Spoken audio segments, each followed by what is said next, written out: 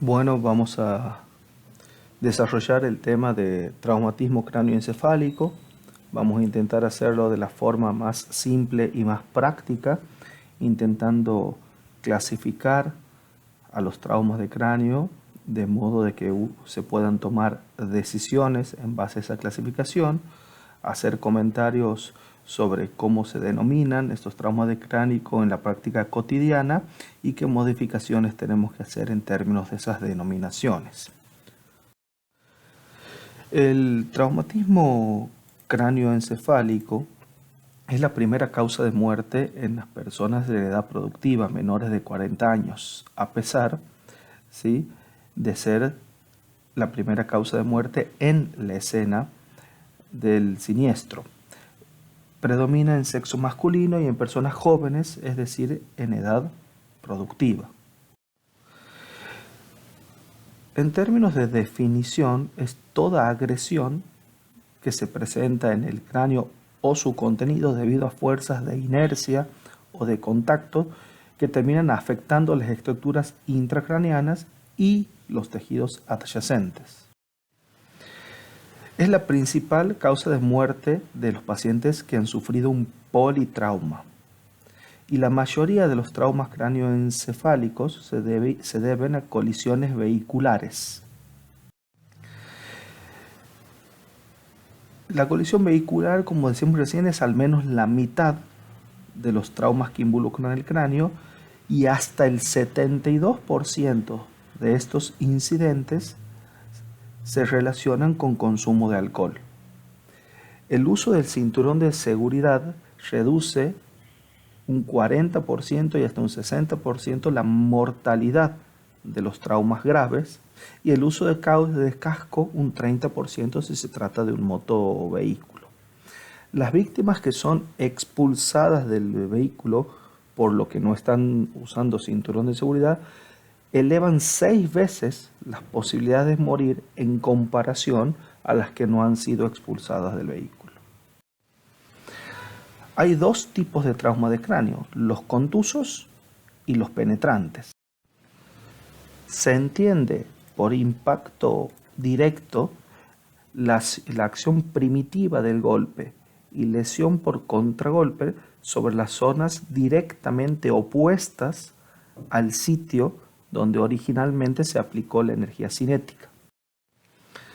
El daño primario se refiere a la lesión que causa el trauma en sí mismo, y daño o injuria secundaria es el conjunto de mecanismos fisiopatológicos que involucran alteraciones metabólicas, hemodinámicas, desbalances electrolíticos que se suceden luego del trauma y que van a aumentar el daño encefálico. Algunos de ellos son hipotensión, hipoxemia, hipertermia, hipertensión endocraniana. Sin lugar a duda, la hipotensión y la hipoxemia son las injurias secundarias que mayor aumento de mortalidad van a generar. Los factores de riesgo que se relacionan con mayor mortalidad en el trauma del cráneo involucran la edad, mayores de 65 años, pacientes que consumen antiagregantes plaquetarios o anticoagulantes, hepatopatías previas, que presenten una válvula de derivación ventricular, pacientes alcohólicos con antecedentes neuroquirúrgicos, con hemofilia, con abuso de drogas, o pacientes que presenten algún tipo de discapacidad de orden neurológico. Desde el punto de vista de la clasificación, vamos a utilizar el Glasgow para definir a los traumas cráneoencefálicos en leves, moderados y graves.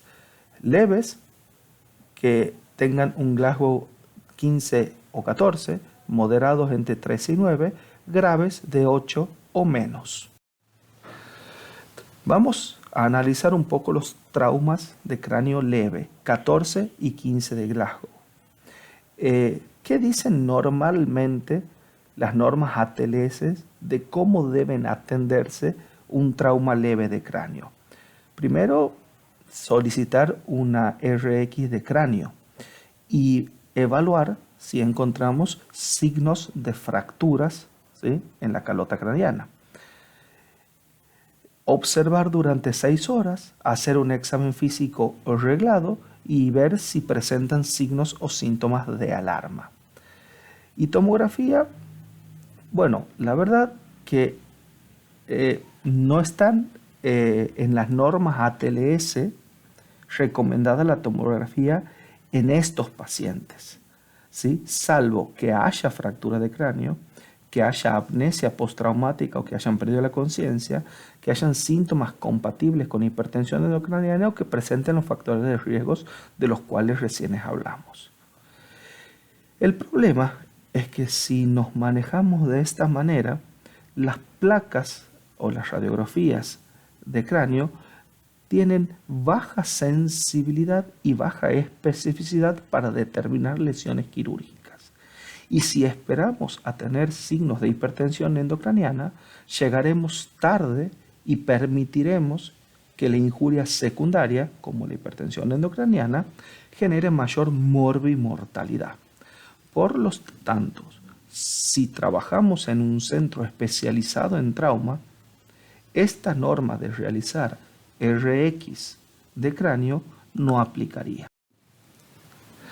Los traumas cráneoencefálicos leves, volvemos a repetir, con Glasgow entre 14 y 15, hasta el 17% van a tener alteración tomográfica. Pero de este grupo del 17%, solo el 3% va a requerir una conducta neuroquirúrgica. Analizado de esta forma, la realidad es que no son muchos pacientes, pero recuerden que son personas jóvenes y en edad productiva. Una forma muy interesante de poder definir, siempre hablando de traumas leves, a quién haremos tomografía, a quién no y qué conducta tomar, recuerden que el trauma leve de cráneo en situación general no queda internado, sino que se observa y se va de alta. Entonces, no suele ocupar lugar en las terapias intensivas, pero sí es una consulta muy frecuente en la guardia y que puede generar, ¿sí?, gran cantidad de pacientes estancados en la guardia. Esta clasificación lo que intenta hacer es ayudar a tomar decisiones para dar un alta lo más pronta posible con una adecuada atención. Entonces, los traumas de cráneos leves podrán clasificarse en un subgrupo 0 y son aquellos pacientes que poseen un Glasgow de 15/15 en donde no tuvieron pérdida de conciencia ni amnesia del episodio, pueden tener cefalea localizada en el área del golpe o vómitos, pueden tener algo de vértigo y pueden tener lesión de partes blandas y el dolor, como les dije, situado en el área del trauma. Este es el grupo 0. El grupo 1 también posee Glasgow 15/15, pero perdió la conciencia o tiene amnesia o la cefalea ya es difusa y el dolor, ¿sí?, se va más allá del área traumatizada. El grupo 2, ya el Glasgow es diferente de 15, tienen 14 o representa alguno de los grupos previos, 0 u 1, pero que poseen factores de riesgo. Los factores de riesgo que mencionamos previamente. Mayores de 65 con alteraciones plaquetarias que consumen anticoagulantes, hepatopatías, alcoholismo, hidrocefalia, abuso de drogas o alguna alteración o discapacidad a nivel neurológico. Estos, ¿sí?, sin importar en Glasgow, van a ser considerados grupo 2. Entonces ya tenemos categorizados los 3 tipos de trauma de cráneo leves. ¿Cuáles serán las conductas a seguir según estos grupos? El grupo 0 se van a externar rápidamente luego de 6 horas de ser evaluado y no van a necesitar imágenes. Recuerden, 15/15, con cefalea en el área del trauma, sin amnesia, sin pérdida de conciencia. El grupo 1 se los va a observar por 6 horas, pero se van a ir con una neuroimagen que deberá ser normal. Este grupo también está 15 en 15, pero poseen amnesia o perdieron la conciencia, o la cefalea compromete más allá del área contundida. El grupo 2 son los que tienen 14 de Glasgow, o son grupo 1 o 0 pero con factores de riesgo. Y estos pacientes se van a observar hasta que el Glasgow sea 15 o al menos 24 horas. Se va a hacer una imagen al inicio y una imagen prealta. Grupos 0 y 1 con factores de riesgo, como decíamos, imagen al inicio e imagen previo al alta. ¿Qué pasa con el trauma de cráneo moderado? Este tipo de trauma involucra un espectro muy amplio. Pacientes con Glasgow de 13 que se asemejan mucho más al trauma leve, pacientes con Glasgow de 9 que se asemejan mucho más al trauma grave.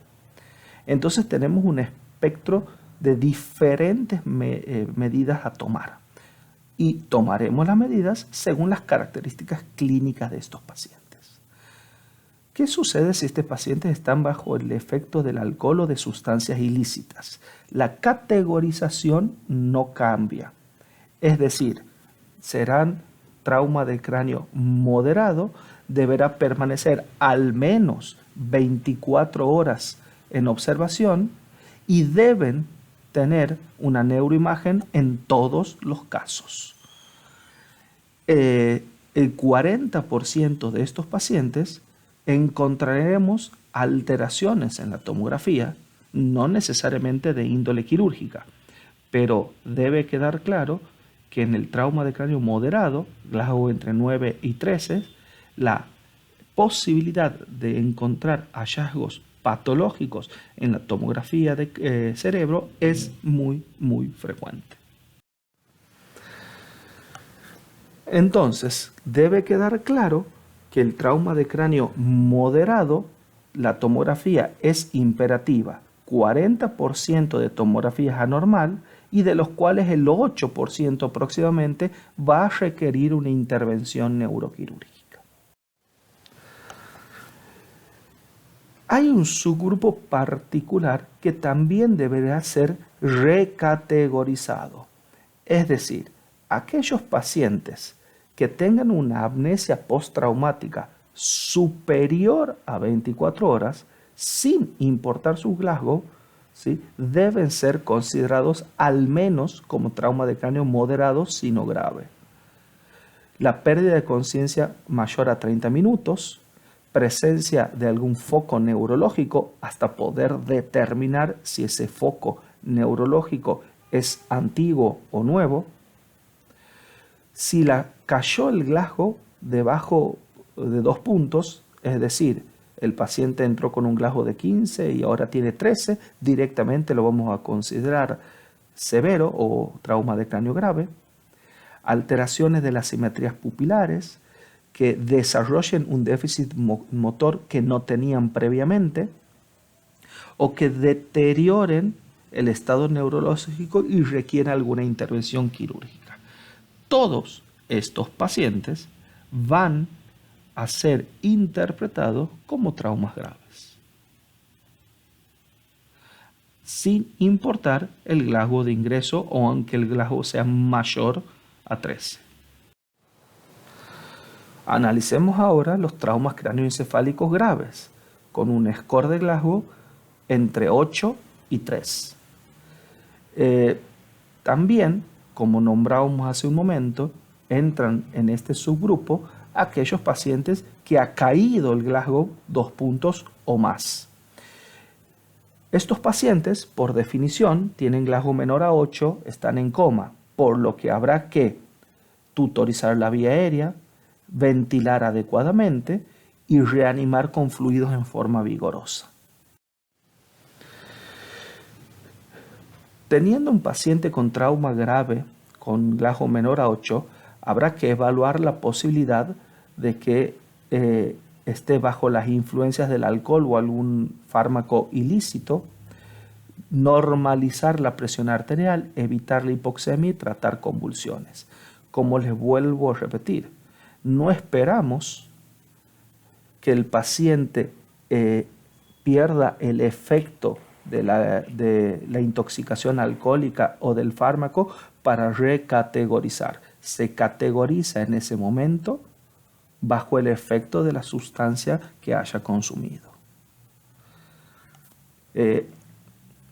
A pesar de una reanimación adecuada, si este paciente va a permanecer al menos 6 horas, estos pacientes habrá que hacer una tomografía y definir si tienen lesiones ocupantes de espacios o lesiones extraxiales, independientemente del nivel de conciencia.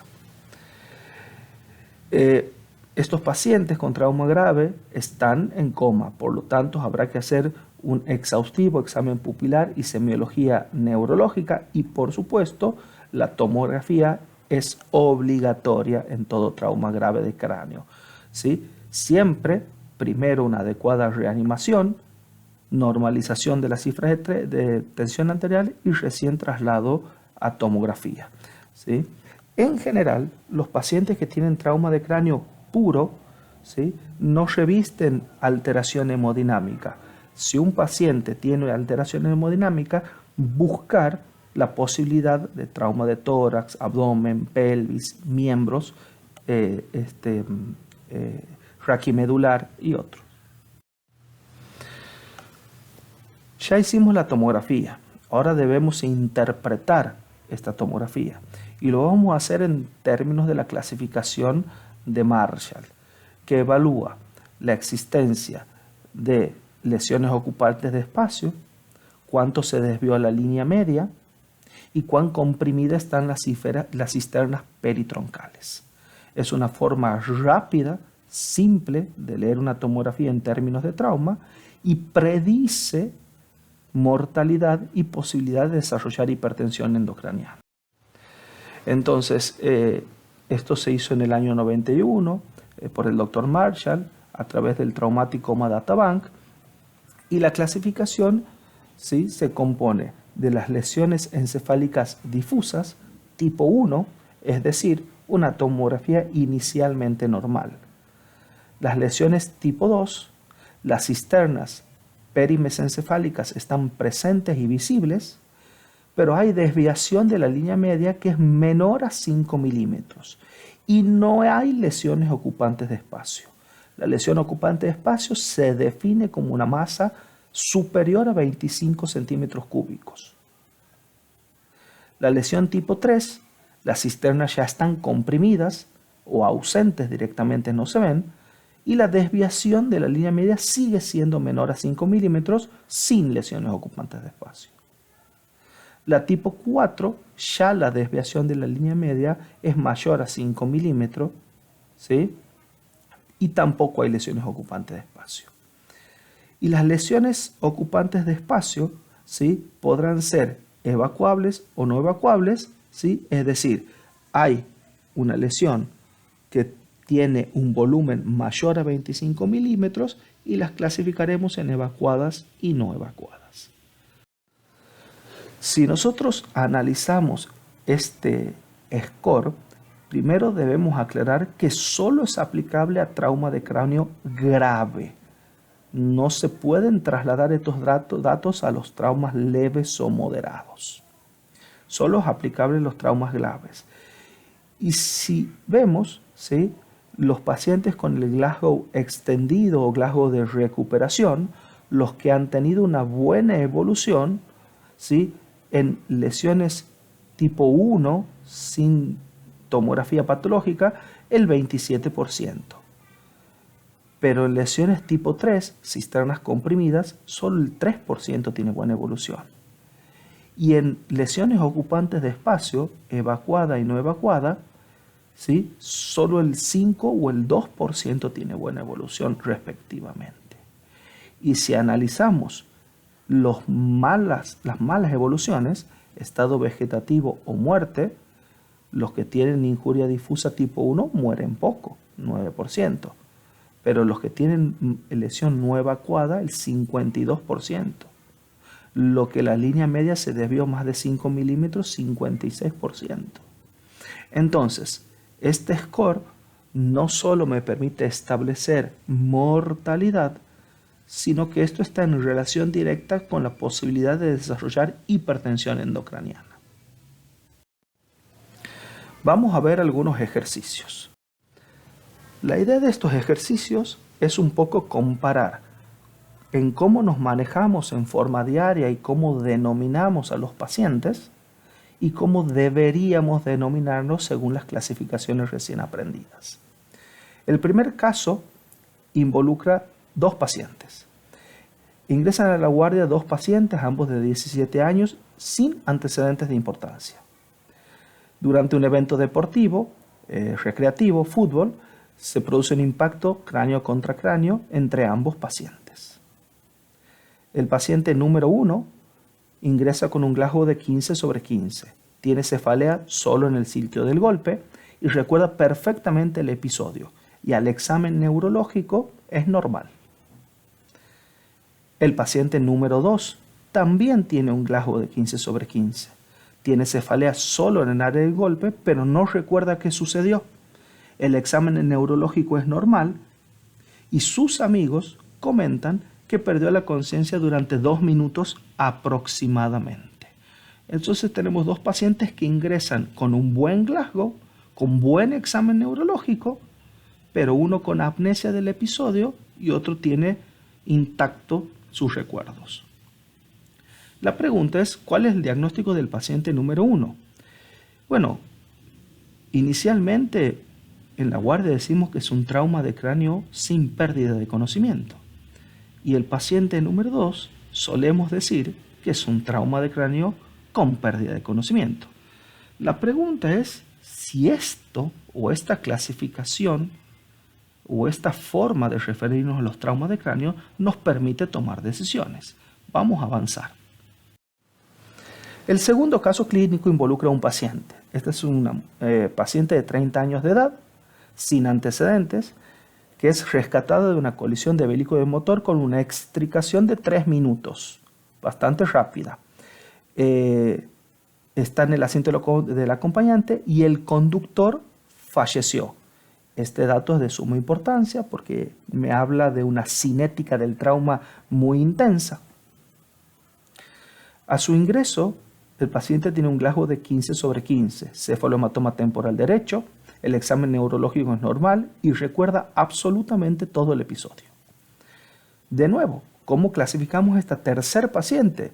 ¿Sí? En nuestra clasificación de guardia habitual, es otro trauma de cráneo encefálico sin pérdida de conocimiento. Y nuestro último caso clínico, el cuarto paciente, es un paciente de 65 de años con antecedentes de fibrilación auricular, por lo que toma anticoagulantes orales, que sufre unas caídas de 3 escalones. Ingresa también con un Glasgow de 15/15. El examen neurológico es normal, tiene un cefalohematoma temporal izquierdo y recuerda perfectamente lo que le pasó. También, en nuestra clasificación de guardia habitual, es un trauma de cráneo sin pérdida. Lo que tenemos que preguntarnos es, tenemos 4 pacientes, con algunas diferencias, todos con traumas de cráneo leve. Si esta clasificación de trauma con pérdida y sin pérdida que usamos tan a menudo nos sirve para tomar decisiones. Vamos a ver. El caso número 1, los pacientes que jugaban al fútbol, el paciente número 1 lo habíamos categorizado como un trauma de cráneo sin pérdida y al número 2 como un trauma de cráneo con pérdida. En el caso 2, la tercer paciente, la que había sido extricada del vehículo con un acompañante fallecido, era un trauma de cráneo sin pérdida. Y el paciente número 4, el señor con la fibrilación auricular que cayó de 3 escalones, también era un trauma sin pérdida.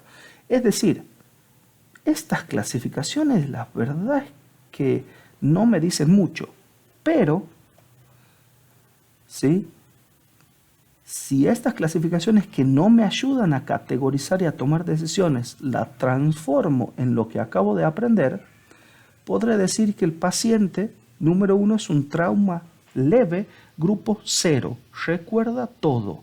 Le duele solo el lugar del golpe y no tiene factores de riesgo. ese paciente 6 horas de observación y se va de alta con pautas de alarma. El paciente número 2 es trauma de cráneo leve grupo 1 porque tiene apnesia del episodio y perdió la conciencia durante al menos 2 minutos. Este paciente hay que hacer una tomografía y si es normal, a las 12 horas se irá de alta con pautas de alarma.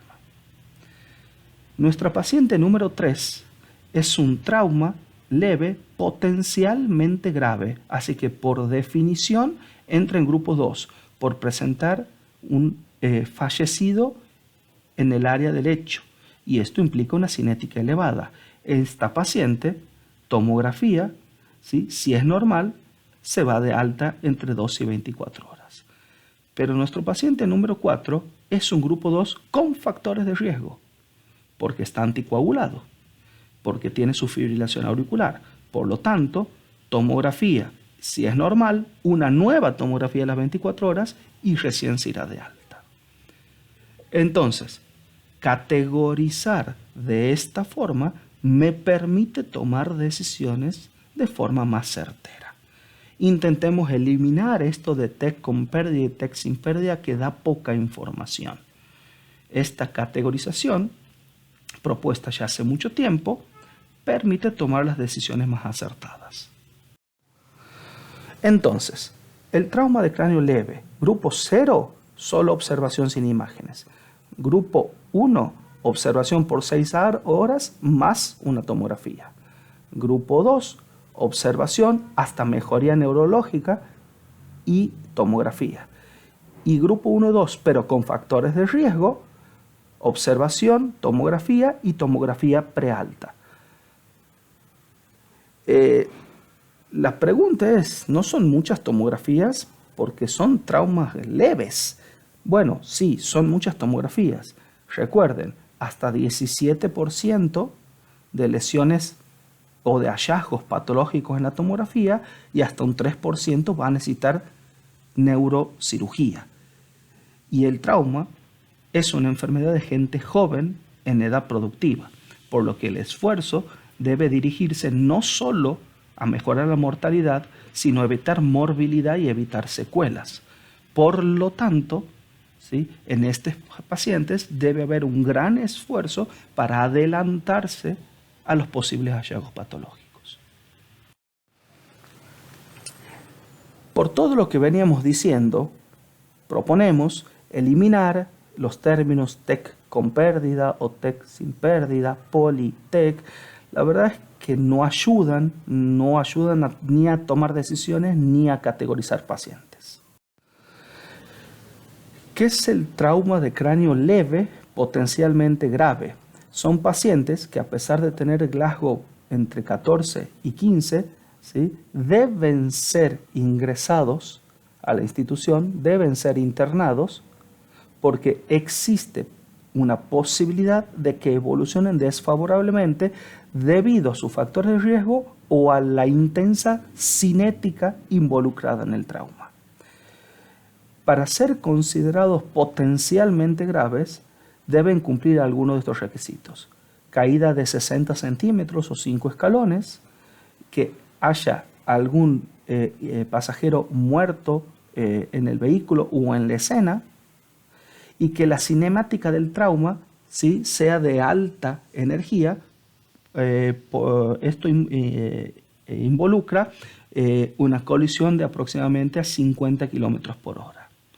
Cualquiera de estas circunstancias, sin importar el Glasgow, aunque el Glasgow sea de 15/15, el paciente se considera potencialmente grave, por lo que se deberá internar y deberán realizarse los estudios imagenológicos correspondientes.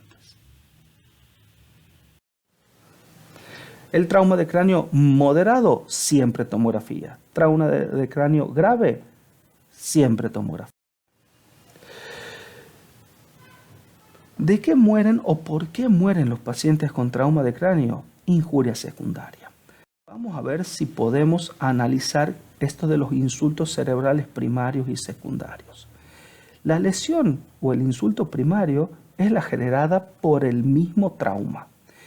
y sobre ella no podemos hacer nada porque ya sucedió. Todo nuestro esfuerzo debe ir dirigido a minimizar o evitar los insultos secundarios. Estos insultos secundarios son los que van a determinar mortalidad y morbilidad. Estos insultos secundarios podrán ser sistémicos, hipotensión, hipoxemia, hipercapnia, hiperglucemia, hipoglucemia, trastornos del sodio y del potasio. O neurológicos, hipertensión endocraniana, convulsión, vasoespasmo, infecciones. Sin lugar a duda, los insultos secundarios que mayor mortalidad y morbilidad agregan es la hipotensión y la hipoxia. Son los que debemos tratar en forma enérgica y evitarlos.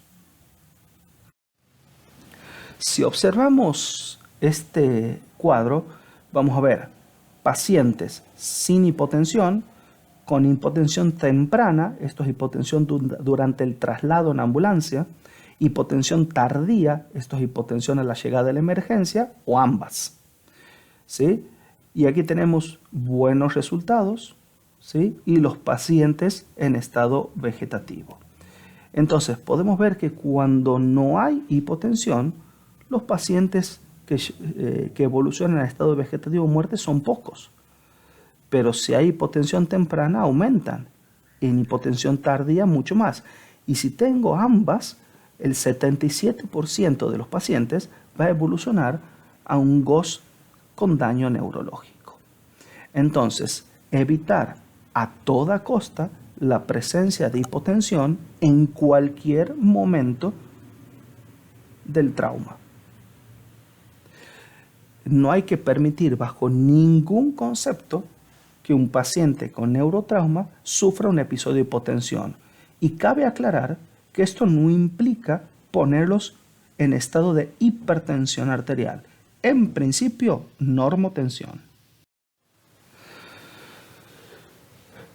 Entonces, volviendo a esto de la injuria secundaria, tenemos, según el daño o la magnitud del daño, la lesión primaria, determinada por el mismo trauma. Esto, según la vulnerabilidad del paciente, va a generar daño neuronal. Y después de la lesión primaria, va a suceder la lesión secundaria, sistémica o neurológica. ¿Sí? Y la lesión terciaria involucra una cascada inflamatoria.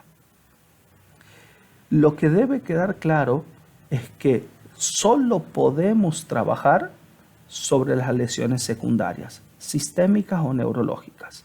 La vulnerabilidad del paciente es propia de él y el daño primario depende de las características del trauma. Pero sí debemos trabajar sobre las lesiones secundarias, que son detectables, prevenibles y tratables. En términos de frecuencia, estas lesiones secundarias, las lesiones primarias en términos de frecuencia son la hemorragia subaracnoidea postraumática, las lesiones extraxiales del subdural, extradural, contusiones, hematomas intraparenquimatosas o lesiones difusas. Las lesiones secundarias, hipoxemia, hipotensión, hernias, vasoespasmo, convulsión, hipertensión endocraniana, edema, convulsiones, peroxidación lipídica, generación de radicales libres, estrés oxidativo, hipohipercapnia, hipoglucemia, por nombrar algunas. ¿Sí? Estas situaciones van a generar desbalance entre oferta y demanda de oxígeno. Y eso va a generar muerte celular y la morbimortalidad que le agrega a la situación. Vamos a ver algunas palabras sobre tratamiento del trauma cráneoencefálico.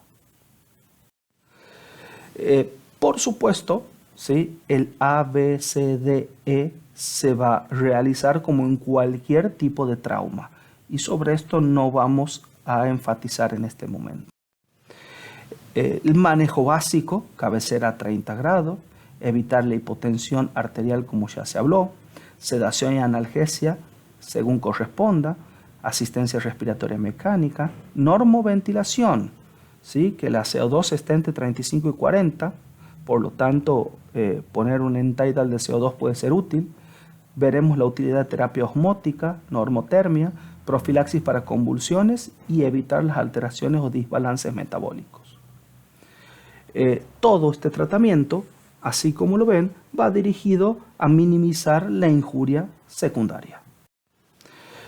Esta injuria secundaria que genera un desbalance entre aporte y demanda de oxígeno.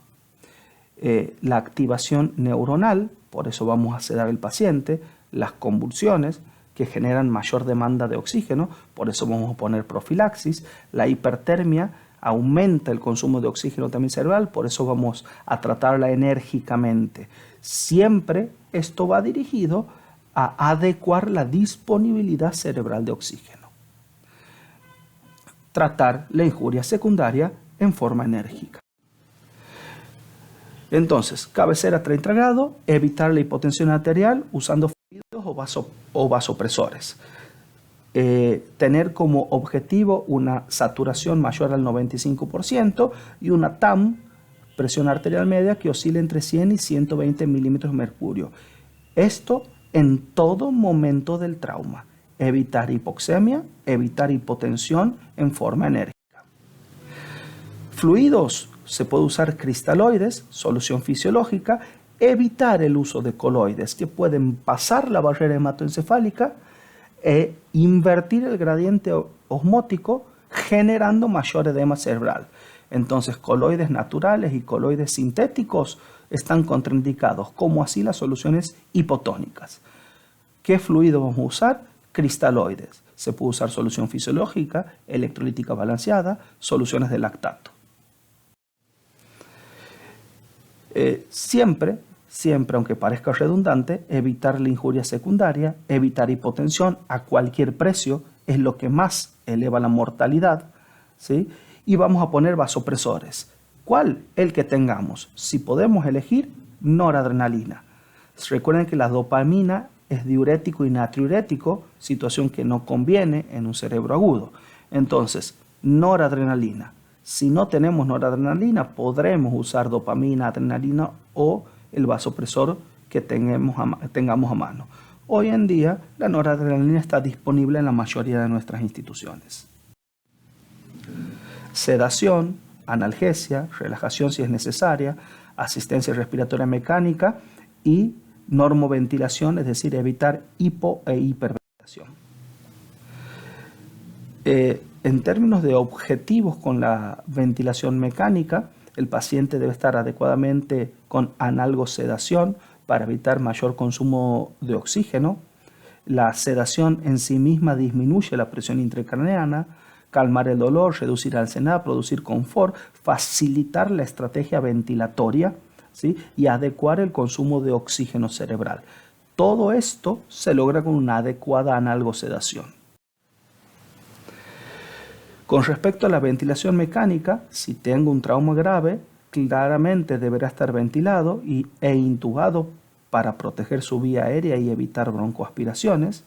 Y la asistencia respiratoria mecánica permite una adecuada ventilación alveolar para evitar trastornos de hipo o hiperventilación.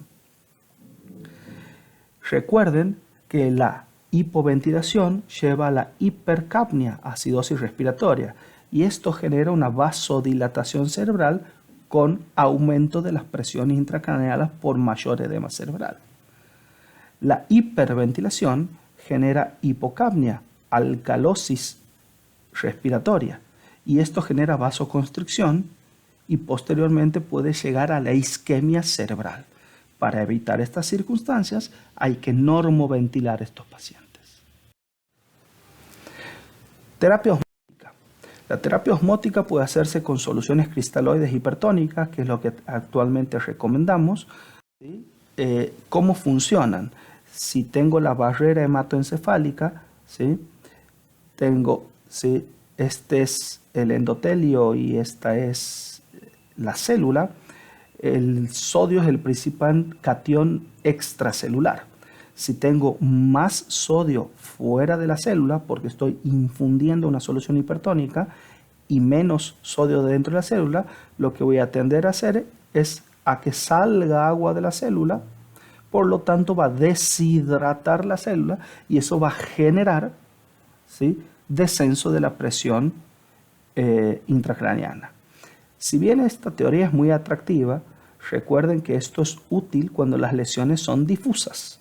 En lesiones localizadas, el cerebro sano suele responder mejor que el cerebro dañado a la terapia osmótica, y esto podría generar algunos problemas. Se pueden hacer soluciones hipertónicas al 3%, al 7%, y hay autores que incluso hacen al 20 y 21%. En nuestra experiencia, al 3% y al 7% no hemos tenido complicaciones. Recuerden que aparte de su poder osmótico, las soluciones de cristaloides hipertónicos mejoran la contractilidad cardíaca, tendrían un efecto inmunomodulador, ¿sí?, así que mejoran la presión de perfusión cerebral, así que son útiles desde muchos puntos de vista. El manitol también es útil para la terapia osmótica. Deben recordar primero la dosis, no más de 0,5 gramos por kilo. Segundo, en dosis única. En dosis repetida, el manitol puede atravesar la barrera hematoencefálica, invertir el gradiente osmótico y generar mayor edema cerebral. Por lo tanto, por otro lado, es un potente diurético. Así que, por lo tanto, el manitol no está recomendado, al menos en trauma. Entonces, las terapias osmóticas con cristaloides mejoran el desempeño cardíaco, mejoran la modulación inmune, mejoran el edema cerebral y aumentan la volemia.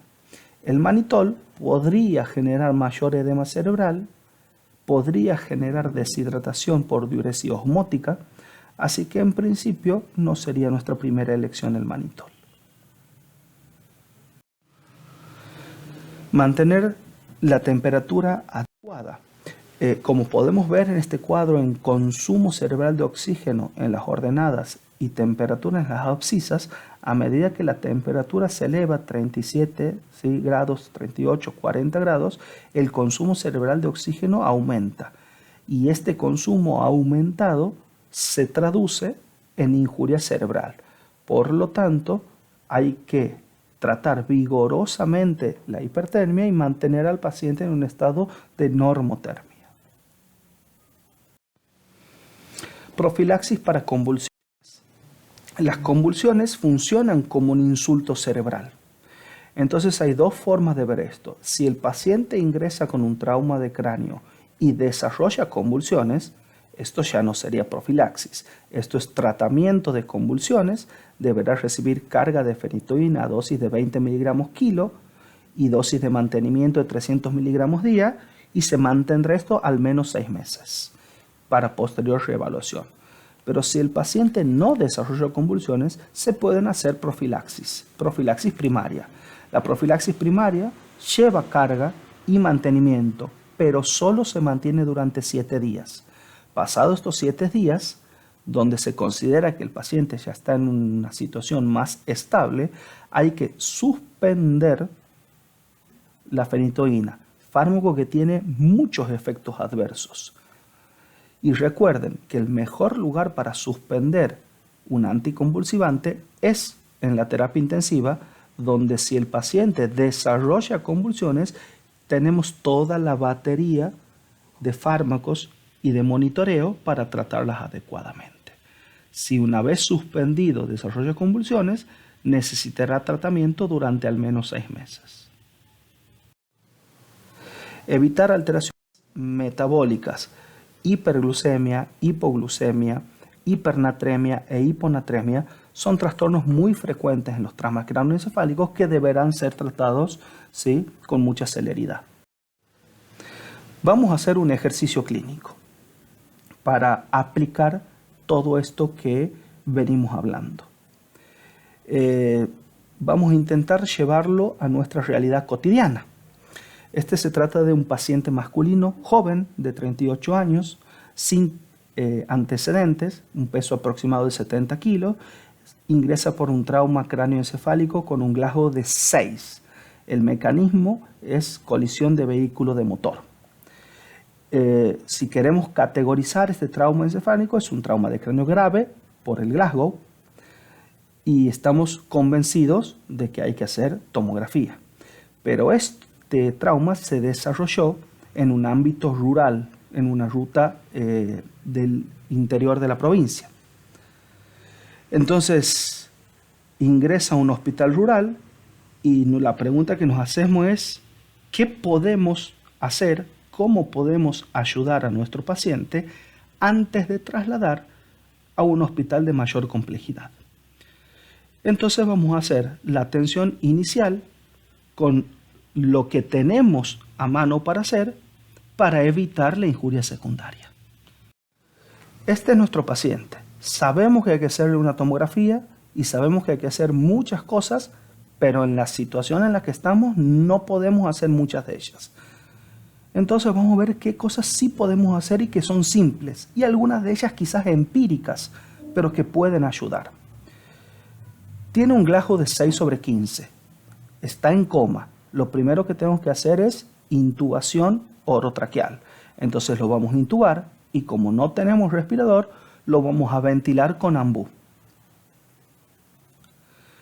Tiene una presión arterial de ingreso de 60/30 milímetros de mercurio. Entonces lo que voy a hacer es ponerle una vía en una vena periférica de miembro superior y vamos a infundir 2000 mililitros de solución fisiológica. Y mi paciente va a recuperar su volemia. Si la presión arterial no mejora, voy a poner vasopresores, noradrenalina, 4 ampollas en 400 de dextrosa, y como no tengo bomba de infusión continua, lo voy a poner en un goteo tal de lograr una presión arterial óptima. Entonces mi paciente ya tiene vasopresores, no sé a qué dosis, pero sé que estoy normalizando la presión arterial. Entonces ahora estamos en mejor circunstancia. Y la principal injuria secundaria, que es hipotensión e hipoxemia, ya están solucionadas. Está ventilado, oxigenando con ambú, ya recibió cristaloides y tiene noradrenalina que le permite mantener una presión arterial óptima. Entonces, ¿sí? La pregunta que me hago, ¿tiene signos de hipertensión endocraniana? ¿Cómo seguimos? Porque ya está intubado, ventilado, ¿sí? Solucioné la hipotensión, pero ¿cómo sigo?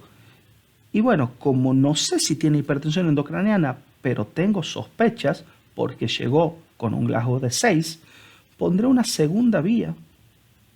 Y en esa segunda vía, ¿sí? Le voy a poner algo de sedación y analgesia, que es parte del tratamiento de la hipertensión endocraniana. Y podré usar los sedantes y los analgésicos que disponga.